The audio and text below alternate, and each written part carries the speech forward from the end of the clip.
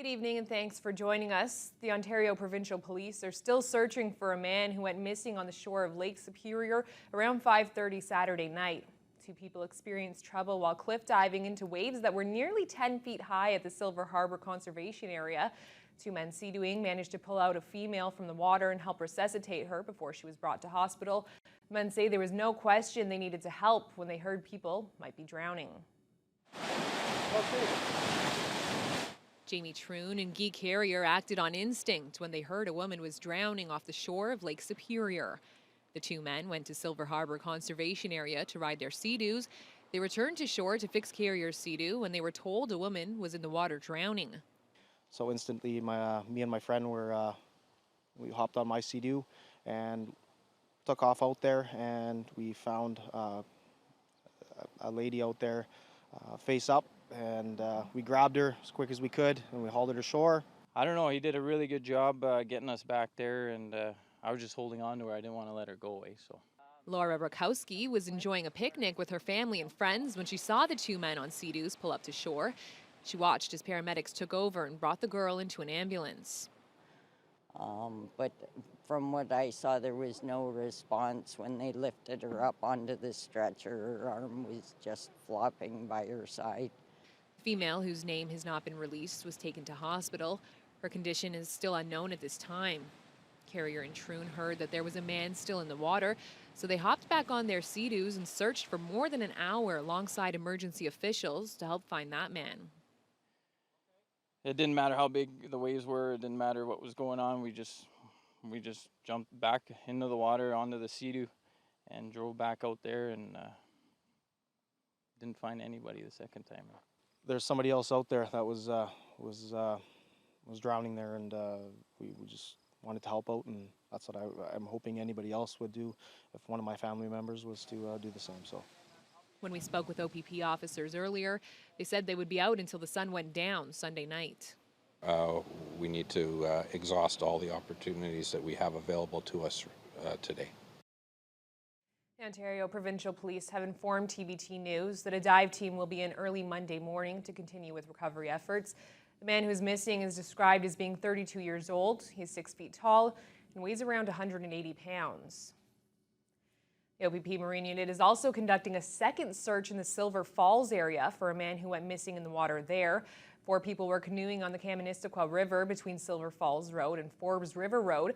Police say they were advised of that canoe capsizing around 7:30 Saturday night. 3 occupants of the canoe made it to shore. A 32-year-old man didn't. The search for that man began Saturday evening and continued throughout the day Sunday. A dive team is being brought in Monday as well to assist with recovery efforts there. The investigation's ongoing, and we'll have more details as that story unfolds. Well, the Fort William First Nation is making moves towards sustainable training and job opportunities for its band members. Almost $5 million of the First Nations funds are going towards the building of new roads and infrastructure. The band is using the project to prepare for new opportunities while bettering the lives of its members. Nate Jones reports. It's a project that was started over a year ago, and it will take another year to complete. Members of the Fort William First Nation Council say it could have been wrapped up in a matter of months if contracted out. But then there wouldn't be over 40 new jobs for their people. The extra time allowed for workers to be trained, and now they have the skills to apply to new projects. We took a little while there building up our capacity, but we've now got our capacity built up pretty good. I'm confident we could take this show on the road. We can go do this in other communities, and we're going to try to see, and I'm confident we can take this to do other projects. Just over 16 kilometers will be paved and resurfaced along Mission Road. Along with that, there will be new sidewalks and curbs, as well as upgrades to sewer. The $4.8 million project is using $1.8 million of crushed rock from the reserve.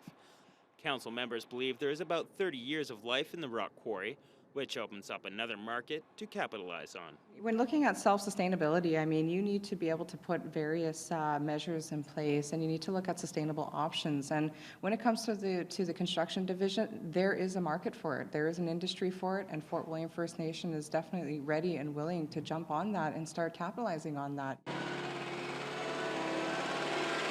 As part of this project, leadership in the community was looking for ways to help those who were struggling with addiction issues. Before they can even work on the program, they got to take a drug test and they got to be clean.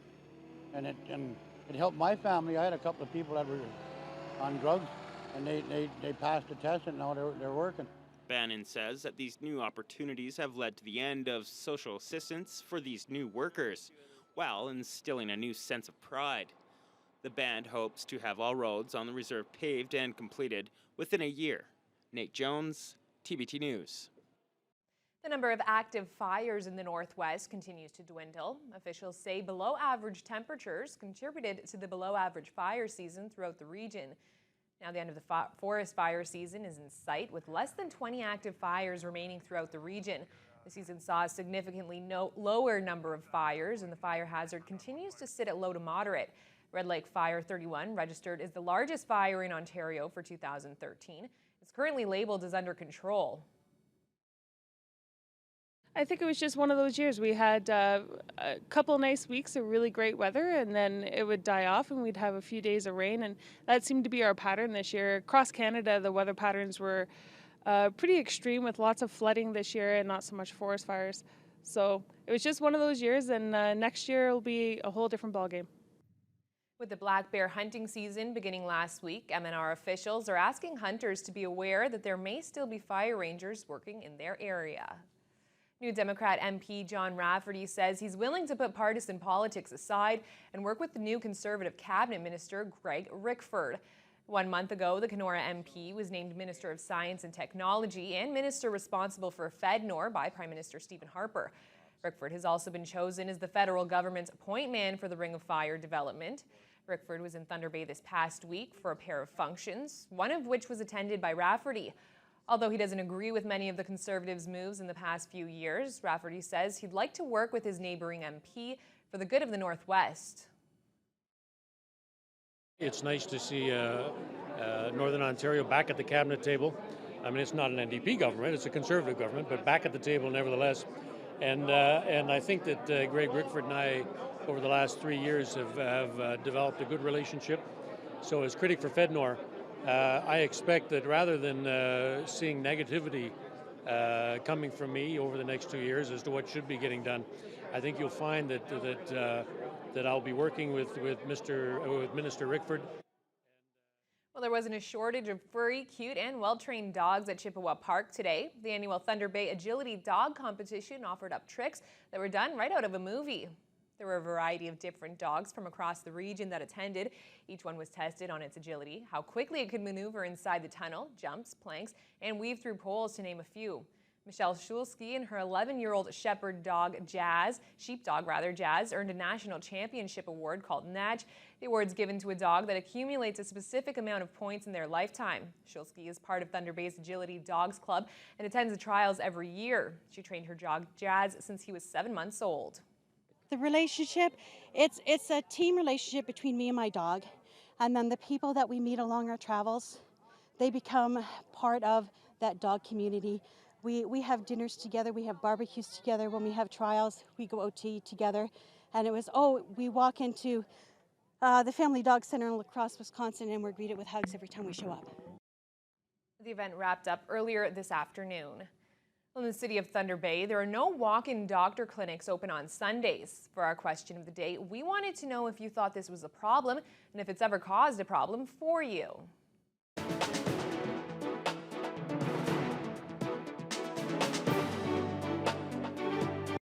Being a doctor is providing a service to the community, and the service includes Sundays as well. You can't just say, well, I'm a doctor, I don't have to work on Sunday. I get sick 7 days a week. They should have to work 7 days a week as well, because that's the field of profession that they chose to be into. Doctors take a Hippocratic oath, and I don't know, it seems to be the biggest joke of the century, because ultimately they don't care anymore. It's just go to work, get your paycheck, come home. Because, I mean, you go to emergency sometimes on Sunday, and there are so many people there that you will be waiting there for hours and hours. So if it's a walk-in clinic, like a walk-in clinic on Sundays, and if for any reason it's closer to your neighborhood or whatever, I mean, you can go there and it will make things easier. Well, I know quite a number of people who live on the south side of the city who travel by bus, have small children, and it's really tough for them. Even now, to get to the hospital on a Sunday, they have to take a bus or a taxi if it's at night. It's really expensive for them. I mean, wouldn't it be wonderful if there was even a 24-hour walk-in available somewhere in the city? Lots of football this weekend. CFL was going on. Indeed. Week 8 in the CFL wrapping up tonight with a pretty good football game as well as NFL preseason. Yep. So all that and more coming up after the break. Colares out. Two backs, Robinson in motion. And Colares will throw and takes it. Robinson wide open. And a touchdown.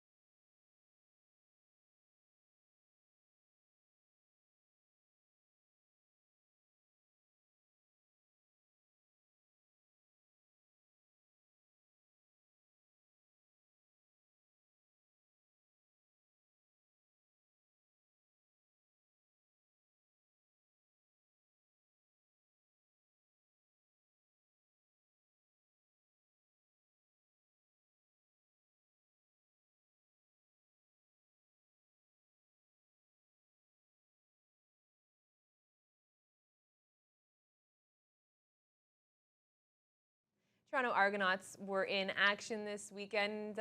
Pretty big news for them. Indeed, yeah. Off to a good start. Big definitely. news. Do you know something I don't? No, kind of. Oh, okay. It was a beautiful night at the Rogers Centre. tonight. Let's get to it. Toronto Argonauts have done something for the first time since the Doug Flutie donned the blue and white. Yes, the Argos have strung together 3 straight double-digit wins. They haven't done that since 1997, maybe what Cheryl was alluding to. Okay, Toronto also got a surprise visit and speech from former Argo great Mike Pinball Clemens. I had the privilege of actually having him speak to my class at broadcasting school, and oh boy, can he motivate you. The team said it was what they needed to stay focused, especially against an Edmonton team that's coming off a heartbreaking 30-29 loss to the Ticats last week. Early first quarter, Zach Collaros in for Ricky Ray on short yardage play action, rolls out, dumps it off to Xander Robinson. But the thing is, he has all kinds of daylight. Big man down the sidelines, goes all the way for the TD. 45-yard major puts the Boatman on top 7-0. Second quarter, now 9-7 Edmonton. Ray looking end zone for Jason Barnes. That's an 8-yard touchdown, puts the Argos back in the lead. It's 14-9. Quick shot there of that beautiful night in Toronto. Late first half, Mike Riley had a heck of a game. Looks deep for Fred Stamps in double coverage. Stamps hauls it in. That's a 45-yard pickup after Toronto offside penalty. Riley finds Kerry Koch in the back of the end zone for the major. 4 yards officially. Koch does a good job not to bail on the cement, makes it 16-14. But the Argos would add a field goal to lead by 1 at the half. Third quarter, Ray picks up where he left off. Has a wide open John Childs. Ain't gonna miss that one very off him. That's a 31-yard touchdown toss. Nice grab as well. Argos up 24-16. Later in the quarter, now 26-16. Ray finds Chad Owens for the 6-yard major across the middle. Owens takes exception to the hit from the defender. He got flagged 15 yards for that. Look out, he is an MMA fighter. Nah, just jokes. Eskimos launched a late comeback, but the Argos hang on to wins 36-33 the final. That's 4 in a row.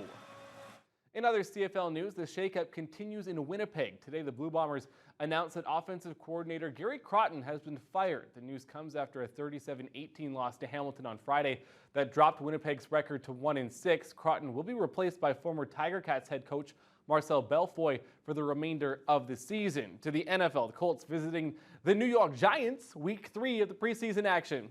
A little Madagascar reference for those of you that don't know. First quarter, 3-0 G-Men.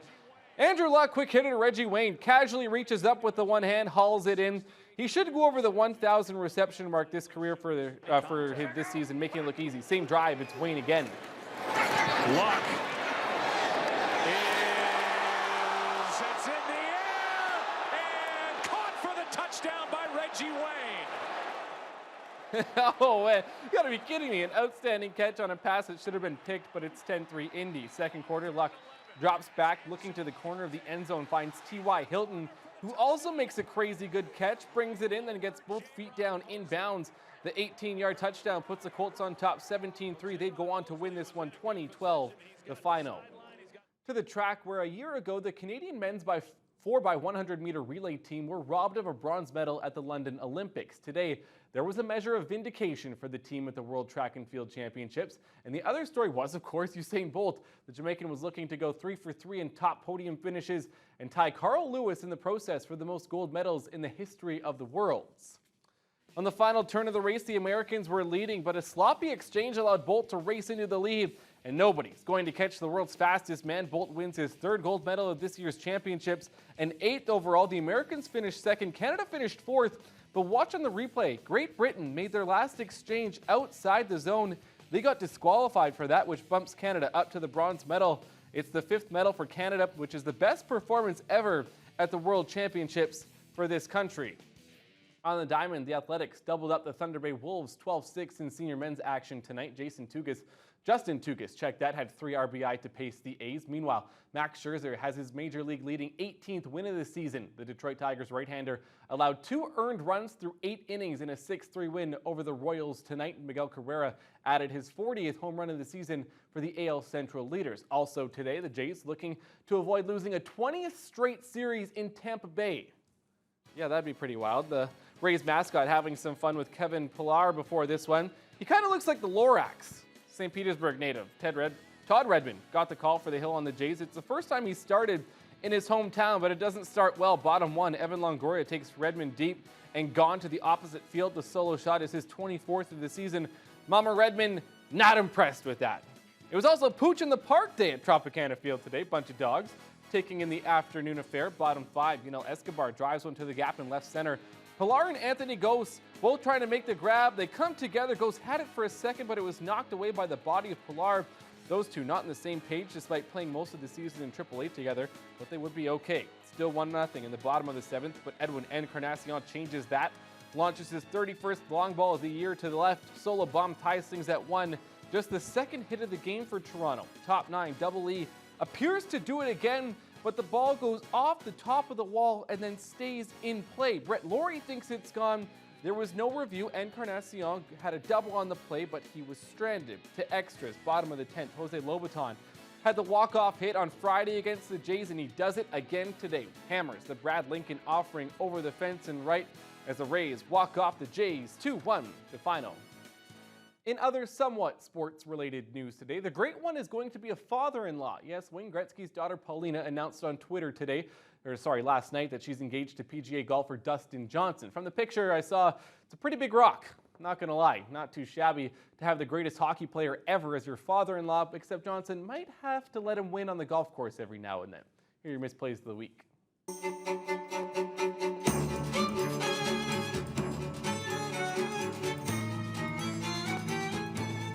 Yonder Alonso just flat drop a ball that, most 8-year-olds are going to handle. Remember when you were a kid and you had that type of play in Little League? You hit it back to the mound and they start throwing it around and you can circle the bases and you said, hey, Mom, I hit a home run today. Oh dear, Jordan Archer. It's a moment to forget as quickly as possible for him, unfortunately. A little soft liner, and the bat goes flying right at Sogard and knocks him down after he makes the catch. I have never seen this before. Bautista didn't see it, still doesn't see it. Fan down the right field line. Looks like he's John at Bautista, and Jose says, just sit down, please.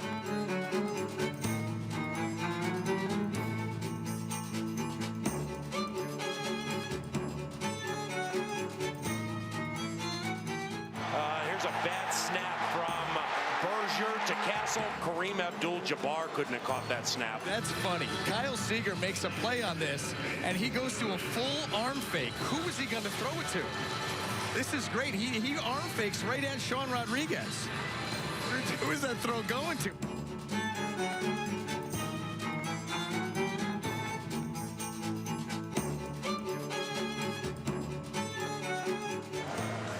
Oh, yeah. There's a lot of ketchup on that Permane sandwich. Somebody spilled their fries there in front of the ketchup. Iglesias tried to bunt, and that ball got him where? Oh, my goodness. Hope it didn't hit him where I think it hit him. I think it did. And if it did, it's going to be a while before Jose gets to his feet. Okay, one look's enough.